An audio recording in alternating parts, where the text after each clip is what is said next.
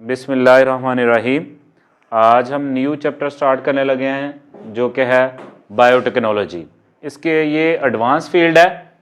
इसके अंदर हम डिफरेंट टेक्निक्स देखेंगे जो वेरी बेनिफिशियल है फॉर ह्यूमन बीइंग। इंसान के लिए ऐसी ऐसी प्रोडक्ट इससे मिलती हैं जो फ़ायदेमंद होती हैं। मसलन मेडिसिन के अंदर बड़ी इसका यूज़ है, इन्वायरमेंट के अंदर बहुत इसका इस्तेमाल है, और फूड एंड एग्रीकल्चर इंडस्ट्री के अंदर बड़ा इस्तेमाल है। ठीक है, तो आए हम स्टार्ट करते हैं भाई। बायोटेक्नोलॉजी, बायोटेक्नोलॉजी से मुराद क्या है?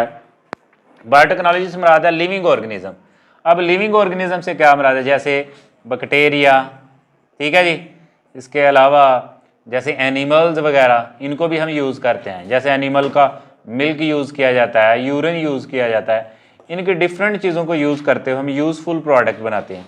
जैसे मेडिसिन बना ली, ये चीज़ें जो हम बनाते हैं, ठीक है जी, इसको हम बोलते हैं जी हम बायोटेक्नोलॉजी। ठीक है, अब बायोटेक्नोलॉजी है, ये एक न्यू टर्म तो अब है, लेकिन ये बहुत जब से इंसान तकरीबन अप्रॉक्सीमेटली 4000 BC जो पहले से इंसान इसको जानता है। जैसे वाइन्स के बारे में बनाता था, वेनिजर, ठीक है, वेनिजर, सिरका, बियर्स एट्सेट्रा, ये वो चीज़ें हैं। जैसे अचार बनाता है अभी भी इंसान, देखा ना, पिकल्स वगैरह, ये तब से इससे फेमिलियर है, यूज़ है।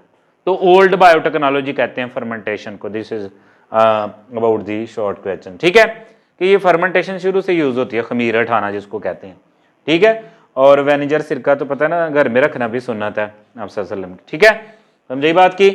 तो इसके अंदर एक टर्म दी गई है, जैसे ये है जेनेटिक इंजीनियरिंग। ये एक फील्ड है, एडवांस फील्ड है इसका, जेनेटिक इंजीनियरिंग।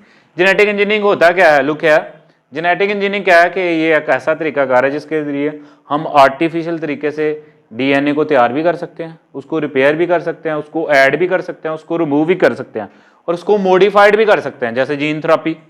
ठीक है, ये जो चीज़ होती है इसको हम बोलते हैं जेनेटिक इंजीनियरिंग। आर्टिफिशियल हम तैयार कर सकते हैं, मॉडिफाइड कर सकते हैं, रिमूवल कर सकते हैं, एडिशन कर सकते हैं, और रिपेयर कर सकते हैं।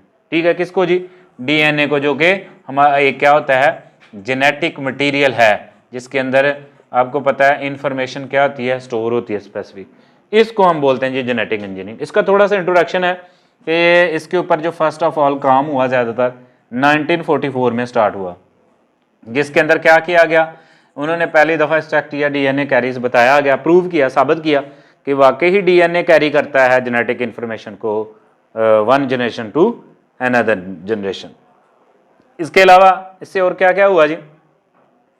इससे प्यारे बच्चों, isolated enzymes of DNA synthesis, जो DNA तैयार करते हैं, prepare outside of the cell, यहाँ तक इसको सेल से बाहर जो है क्या कर लिया गया, जेनेटिक इंजीनियर के जरिए प्रीपेयर कर लिया गया DNA को। ठीक है जी, समझ गए इस बात को।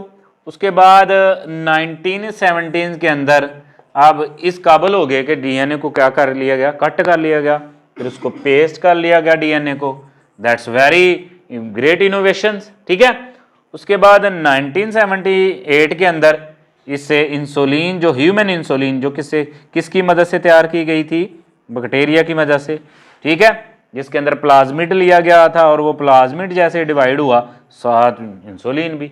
ठीक है, तो फिर इंसुलिन, पहले इंसुलिन प्रिपेयर होती थी, जैसे भेड़े हैं उनको मार के, ठीक है, घोड़ों को, उनसे लेनी होती थी, और वो बहुत ही एक टेंशन थी डायबिटीज़ के पेशेंट के लिए, कोई इंसुलिन जो है वो बड़ी टफ जॉब थी। इंसुलिन डायबिटीज़ के मरीजों के लिए इस्तेमाल होती है। फिर उसके बाद और इनोवेशन क्या आई कि 1990 के अंदर जो ह्यूमन जेन्यूम प्रोजेक्ट है वो स्टार्ट किया गया। ठीक है जी, उसके बाद ये जो 2002 है, इसके अंदर इसका कंप्लीट जो है जेन्यूम, जो मैप है ह्यूमन का, वो प्रिपेयर किया गया जी, एस्टैब्लिश 2002 के अंदर। ठीक है, इसके अलावा एक है 1997 के अंदर स्कॉटलैंड का था। ठीक है, ये क्या था ना जी, आयन विलमट था। इसने ना एक अडल्ट शीप से एक अडल्ट शीप ली, और अडल्ट शीप के सेल से क्या प्रिपेयर कर दी जी, हूबहू उसी तरह की एक शीप तैयार कर दी, जिसको डॉली शीप का नाम दिया गया। ठीक है, तो ये बायोटेक्नोलॉजी जिसके अंदर हम जेनेटिक इंजीनियरिंग को इस्तेमाल करते हैं, इसके ज़रिए हम बहुत ही इनोवेटिव आइडिया जो है ना यूज़ करते हैं। अब नेक्स्ट जो है इसका हम देखेंगे कि क्या इसकी अहमियत और कहाँ कहाँ इसको यूज़ करते हैं। अब सबसे इसका आगे नेक्स्ट है scope and importance of biotechnology. भी इसका क्या स्कोप है, यहाँ पे डिफरेंट फील्ड दिए गए हैं। पहला है बायोटेक्नोलॉजी का यूज़ किस फील्ड के अंदर, मेडिसिन के अंदर। हम देखते हैं भी मेडिसिन के अंदर हम पीछे भी बताया कि इंसुलिन प्रिपेयर की गई।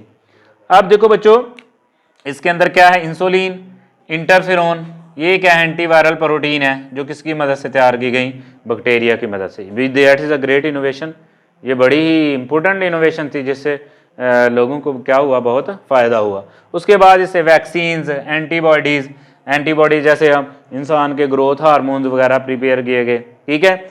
अब वैक्सीन जो है ना, आप सुना हुआ बड़ी जी, अब आज पिछले ही की ईयर क्या था, 2019 में स्टार्ट हुआ था जो कोरोना वायरस है भाई, उसका भी क्या इशू था, वैक्सीन का इशू था, ठीक है, जिससे वो आस्ता आस्ता वैक्सीन प्रिपेयर हुई। ग्रेट इनोवेशन थी वो, बायोटेक्नोलॉजी की बदौलत थी, ठीक है। उसके बाद एंटीबॉडीज़ हैं जो लड़ती हैं किन के खिलाफ जी, जर्म्स वगैरह के खिलाफ, बैक्टीरिया के खिलाफ। फिर इससे ऐसे एंजाइम प्रिपेयर किए गए, स्पेशलाइज एंजाइम, ठीक है, जो मुख्तलिफ मेडिसिन के ट्रीटमेंट के बनाने के लिए क्या किए गए, इस्तेमाल किए गए। उसके बाद है जीन थेरेपी। अब जीन थेरेपी एक एडवांस फील्ड है आजकल, आपको पता है, जिसकी में हम क्या करते हैं, ट्रीटमेंट कर सकते हैं जीन्स के जरिए। कोई डिफेक्टिव पार्ट है उसको हम क्या कर सकते हैं, चेंज, जैसे नोज़ की जीन थेरेपी करवाई जाए तो क्या हो जाता है कि अगर टेढ़ा है तो वो क्या हो जाता है, सीधा हो जाता है, जिसके अंदर हम जीन्स को मोड़ी। इसके अलावा फोरेंसिक मेडिसिन है, ये बड़ा इंपॉर्टेंट है कि फोरेंसिक एनालिसिस जो है इसके अंदर डीपली स्टडी होती है। जैसे क्रिमिनल वगैरह होता है कोई, अब क्रिमिनल क्या है, ठीक है, जैसे मर्डर वगैरह होता है, ठीक है, इसके अलावा और कोई किसी के साथ कोई ज्यादती होती है तो हम देखा नहीं एनालिसिस करवाते हैं उसका फोरेंसिक, जिसके अंदर पता चलता है कि फलां बंदे ने इसके साथ ज्यादती की थी। जैसे जैनब केस था उसके अंदर भी फोरेंसिक एनालिसिस हुआ था, ठीक है, ठीक है, जिसके जरिए डीएनए क्या कर जाता है, मैच होता है, जिससे जो जुर्म को है उसको क्या किया जाता है, कम किया जा सकता है। ये था जिसके अंदर मेडिसिन के अंदर। इसके भी और बहुत से, हम जेनेटिक इंजीनियरिंग आगे पढ़ेंगे तो उसके अंदर इसके और भी बहुत से यूजेस हमें मिलेंगे, ठीक है।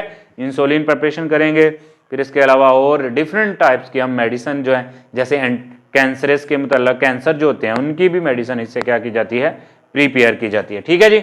उसके अलावा आगे नेक्स्ट आता है आपका फूड एंड एग्रीकल्चर। भाई इसके अंदर क्या, फूड के अंदर देखो जैसे फर्मेंटेड फूड है, आपने देखा होगा जैसे पिज़्ज़ा है, ठीक है, आपने सुना है ना, ये आपकी क्या है, फर्मेंटेड फूड है। उसके अलावा जैसे पिकल्स है, योगर्ट है, जिसे दही कहते हैं, अचार जो है इससे हम तैयार, इसकी प्रोडक्ट होती हैं। उसके बाद माल्टेड फूड है, जिसके अंदर क्या किया जाता है, मुख्तलिफ चीज़ों को ब्लेंडेड किया जाता है, मिक्सचर किया जाता है। जैसे इसकी एग्जाम्पल है पाउडर मिल्क, देखा है, उसके अंदर क्या क्या मिलाया गया होता है, बार्ले होता है और व्हीट फ्लोर जो आटा होता है गंदम का, और साथ मिल्क होल, इसका मिक्सचर बनाया जाता है, उससे जो बनता है उसे कहते हैं पाउडर मिल्क, ठीक है। इसके अलावा वेरियस वाइटामिन यूज़ किए जाते हैं ग्रोथ के लिए। डेयरी प्रोडक्ट तो आपने सुनते हैं जैसे चीज़, बटर एटसेट्रा, ठीक है। उसके अलावा इसके अलावा और भी क्या है, जैसे बेवरेजेस इंडस्ट्री के अंदर वाइन है, बियर है, ये चीज़ें। उसके अलावा और क्या है, प्लांट्स के अंदर देखा जाए तो इसके अंदर है जी आपका एग्रीकल्चर के अंदर ट्रांसजेनिक प्लांट्स, ऐसे प्लांट मॉडिफाइड किया जाए जो डिजीज रेजिस्टेंस हो, यानी कि जिसके अंदर डिजीज का अटैक क्या हो, कम से कम हो, इंसेक्ट का अटैक कम से कम हो, ठीक है। और इसके लिए जो हमें दूसरी जो पेस्टिसाइड वगैरह मेडिसिन वो इतनी ज़्यादा यूज़ ना करनी पड़े, ठीक है जी। अब ट्रांसजीनिक जो है ना, ये बड़ी इसी तरह हम गोट है, कॉज है, मीट है, टेक्नोलॉजी इसके अंदर यूज़ कर रहे हैं, ठीक है। जैसे इसके अंदर मिल्क की प्रोडक्शन को बढ़ाया जा रहा है, उसके लिए अपना मीट की प्रोडक्शन को बढ़ाया जा रहा है। जैसे चिक है, वाइट चिक है, जिसके अंदर इसकी प्रोडक्शन किसकी बदौलत बढ़ी है जी, बायोटेक्नोलॉजी की बदौलत है एग्रीकल्चर के अंदर, ठीक है जी। उसके बाद नेक्स्ट वन है वो है हमारा इन्वायरमेंट। आपको पता है इन्वायरमेंट जो है वो बहुत डे बाई डे डर्टी हो रहा है, ग्लोबल वार्मिंग हो रही है, इफेक्ट हो रहे हैं। अब ये जो है इसके ज़रिए हम पोल्यूशन कंट्रोल कर सकते हैं, और ये इस तरह डेवलप कर सकते हैं कि ये जो रीन्यूएबल रिसोर्सेज है इनको क्या किया जाए, अटेन किया जाए, सेव किया जाए। कैसे सेव किया जा सकता है, इसके अलावा रीस्टोरेशन है, डिग्रेडेड लैंड एंड बायोडाइवर्सिटी, जो बायोडाइवर्सिटी है उसको कैसे सेव करना है, उसको माहौल दोस्त कैसे बनाना है, ठीक है। इसके अलावा और है, इसमें हम किसको यूज़ करना है, माइक्रो ऑर्गेनिज्म को। अभी देखते हैं हम जैसे सीवीज है बेटा, सीवीज के अंदर ऐसे बैक्टीरिया किए जाएं जो आपकी सीवेज मटेरियल हैं उनको क्या कर दें, डिकम्पोज कर दें, ठीक है। तो इस तरह जो हम जो वाटर है सीवेज का उसको क्या कर सकते हैं, प्यूरीफाई कर सकते हैं, किसकी मदद से, बायोटेक्नोलॉजी की मदद से। अब माइक्रो वगैरह हैं भाई, इनको एक दूसरे के साथ अब क्या किया जाए, कंपटीटर के तौर पे यूज़ किया जाए। जैसे बायो पेस्टिसाइड है, बायो फर्टिलाइज़र है, बायो सेंसर हैं, ये माहौल दोस्त होते हैं। किस तरह इससे इस तरह किया जाए कि कौन सी रिक्वायरमेंट है जिससे लीच डाउन कम से कम हो और फसल को ज़्यादा से ज़्यादा मिले, जिसकी वजह से इसके और भी कर सकते हैं, रिकवरी ऑफ मेटल्स, ठीक है। और उसके अलावा ये जो आपका क्लीनिंग कर सकते हैं, आपका स्पिल्ड ऑयल जो ऑयल वगैरह होता है इसके अंदर, अब पता ही आपको कार्बोनाइजेशन होती है, डिकम्पोजिशन होती है लॉन्ग टर्म के लिए, तो फिर उससे क्या बनते हैं आपकी गैसेस वगैरह, पेट्रोलियम गैसेस वगैरह, पेट्रोलियम सब्सटेंसेस जो हमें हासिल होती हैं। तो हमने देखा कि किस तरह जो है ये बायोटेक्नोलॉजी, इसका बहुत ज़्यादा स्कोप है, इसको एडवांस फील्ड कहते हैं, ठीक है। और इसका डेली लाइफ के अंदर आने वाले वक्त इंसान टोटली अब डिपेंडेंट ऑन बायोटेक्नोलॉजी करता है, ठीक है, एक टेक्नोलॉजी के ऊपर, एक बायोटेक्नोलॉजी के ऊपर, ठीक है, समझाई बात की। तो हमने देखा कि बायोटेक्नोलॉजी क्या है, इसके अंदर हमने एक जेनेटिक इंजीनियरिंग की एग्जांपल देखी, फिर उसका इंट्रोडक्शन देखा, फिर उसके अलावा हमने स्कोप देखा कि कैसे मेडिसिन के अंदर, कैसे फूड और एग्रीकल्चर के अंदर, और कैसे इन्वायरमेंट के अंदर ये क्या कर सकते हैं, अहम किरदार अदा करते हैं, ठीक है जी, समझाई बात की। तो आज के लिए इतना ही, थैंक यू।